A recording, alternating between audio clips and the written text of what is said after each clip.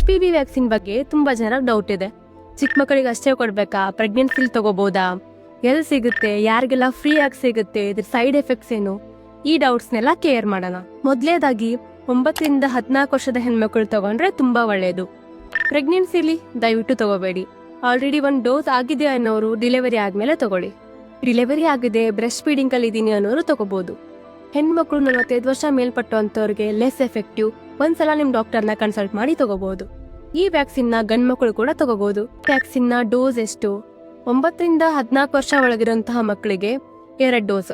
ಇವತ್ತು ತಗೊಂಡ್ರೆ 6 ತಿಂಗಳಾದ ನಂತರ ಇನ್ನೊಂದು ವ್ಯಾಕ್ಸಿನ್.